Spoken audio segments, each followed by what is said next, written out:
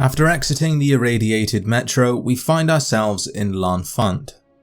There are many super mutants inhabiting this area, but after a quick cleanup we can look around without being disturbed. At the northeast corner of this area there is a wooden cross marking a burial ground. Inside we find a note. The note reads, "First time I've thought to update the log since leaving Canterbury. Guard at the Citadel wouldn't let us in, but said a scribe had given Cheryl the medicine at least 2 weeks ago and sent her along to the Rangers. The sounds of it, Miles didn't make it as far as the Citadel. Damn shame, he was a good mutt." Still no sign of Cheryl. Rumours about the city are true. Place is a death trap. Mutants and psychos at every turn. Cheryl's tough enough, but I'm worried, especially with Miles missing. Emmett just about went to pieces the first time we ran into a centaur. We should be able to reach the Ranger compound before sundown tomorrow. Kaya scouted ahead and it looks like the coast is clear for now. With any luck, Cheryl's holed up with them and we can start back home. Here lies Henry. Muties saw him going for water in the street. There was nothing we could do to help him. If anybody else has to come looking for us, we'll leave word with the Rangers. So, a group of at least 4 people have travelled from Canterbury Commons and are looking for a woman named Cheryl. She initially left with a dog named Miles, but when she reached the Citadel, there was no sign of him. Somewhere along the way the dog either ran away or was killed.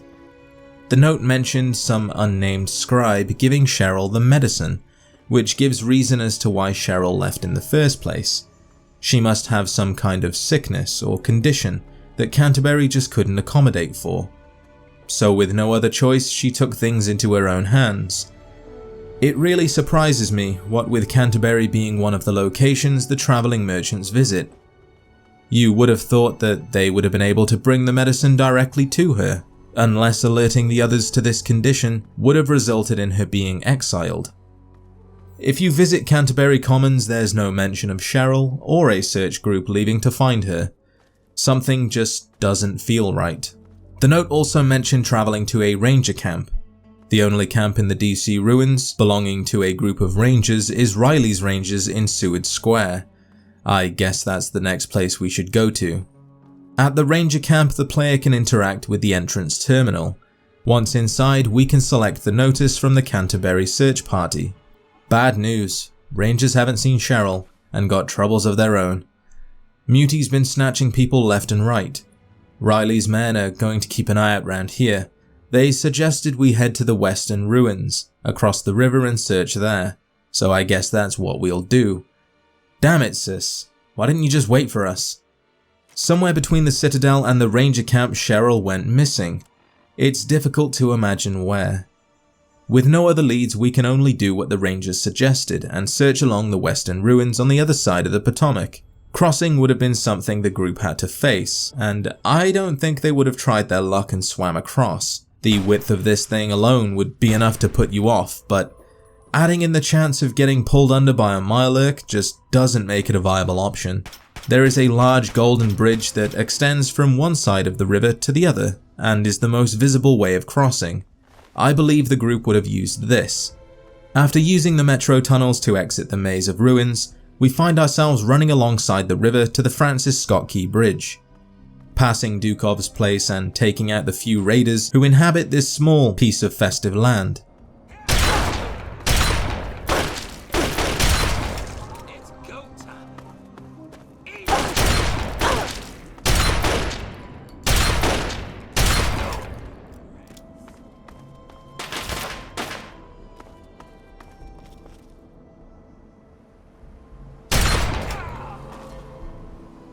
We find another burial marked by its signature cross. Looks promising. Another note. Has to be a month gone since we was at the Citadel. Tracking mutants in the city is no easy job. Helps to have mentats keep everyone focused, but we still have to be careful. These mutants seem like they're on the move. You never hear them talk about it, but they're looking for something. And people. Anyone they can get their hands on. Tracking muties through the city isn't the hard part. They're good with metal, always ripping up junkers and building crap out of the bits. Just follow their freak sculpture shows. The hard part is staying hidden. Emmett took a bad cut on the spikes. Took 2 shirts to stop the bleeding. I hope these freaks can't smell blood. We're headed towards the Citadel. Maybe they'll help us patch him up. Relief to be outside of the city for a day. We'll use the bridge to cross over to check beyond the ruins on the west side.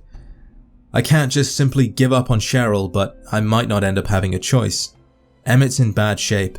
We'll wait to cross the bridge until tomorrow. Rip Emmett. Poor kid left Canterbury so fresh I didn't want him along, but he really came into his own these past few weeks. He died in the night. No point bothering those at the Citadel now. We head into the city tomorrow. And another member has fallen, presumably from blood loss. If we follow in their footsteps and cross the bridge, we fight a few raiders and stumble upon a sewer grating. There's too many choices to choose from above ground. We could be left looking for some time. Maybe the group thought the same and headed inside. These sewers are filled with ghouls and something a little special that I'll save for another video. The sewer exit brings us to a way station on the outskirts of Greyditch. Off in the distance we can see a billboard and, fortunately, for us that is, another grave. Inside we find some more reading material. Found something. Muties have a bunch of folks trussed up in a park nearby. Going to hole up and see what happens. Too risky to check for Cheryl until we know more. Kaya crept down and checked tonight. Cheryl's not there and most of the people are dead, or close to it. Still, going to keep an eye on them from here just a little longer. Bastards are cleverer than they look. They stake people up, attracts attention. Saw a couple mercs get snatched investigating. One didn't put up much fight. They took him alive. Maybe hope to find Cheryl yet. Stakes aren't just to attract people. Big old mother came by today, yanked a stiff from one of those spikes and gnawed every scrap of meat off the bones. Looks like they were waiting for the biggin to pack up. They're on the move.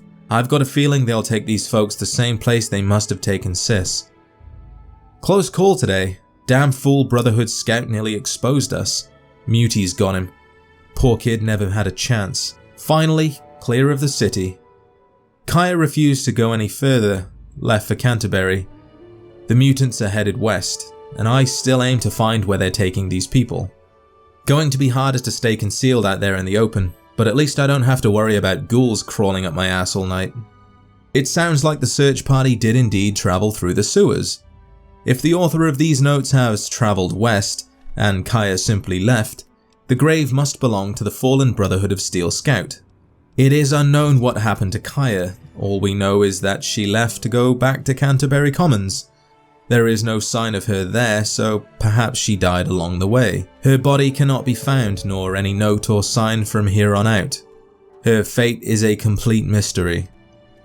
The author also mentioned a big old mother. He must be referring to a super mutant behemoth, the largest and oldest of the super mutants. Let's head west until we find one. By following the road west, we see a flock of birds circling overhead. Seeing these usually indicates a settlement or somewhere with frequent activity. Let's take a closer look.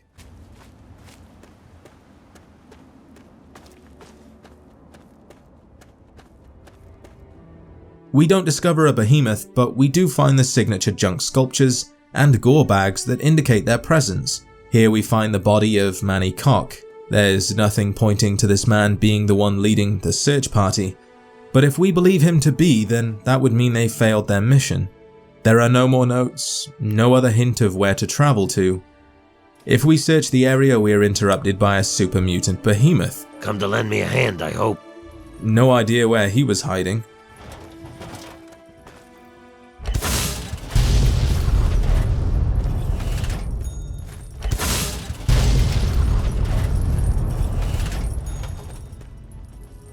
With that taken care of, we can inspect the area.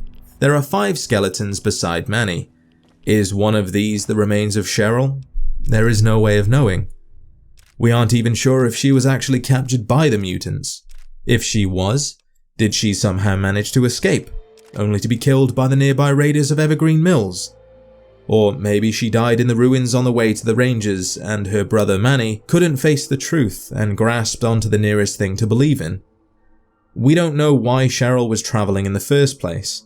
why she had to go alone with only a dog for company, or why it was so important to have medicine. The only thing we can do is speculate and try to give ourselves some sort of closure.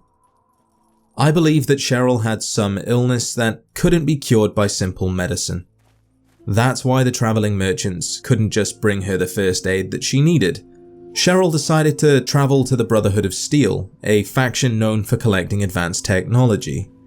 Perhaps they would have a machine that could cure her, but all she received was some medicine and told to see the Rangers.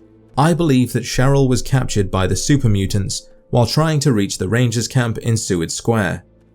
Keep in mind that 2 weeks have already passed by the time the search party reached the Citadel, and then they spent another month in the DC ruins before crossing the river. That is a long time to be held captive. In that time, she could have been taken to Vault 87 to be transformed, or simply eaten by the behemoth. I think that in those 6 weeks, Cheryl was used as a distraction and then taken to the place we now stand. I believe Manny and his search team did everything that they could, but Cheryl was always going to perish from whatever condition she was suffering from. I know it's a long shot considering all of the factors, but one of these skeletons is the remains of Cheryl, who sadly passed many weeks before Manny arrived. It's tragic to think about, but this entire ordeal could have been avoided by simply staying put. But without fully understanding the situation, it just doesn't feel right to judge her actions.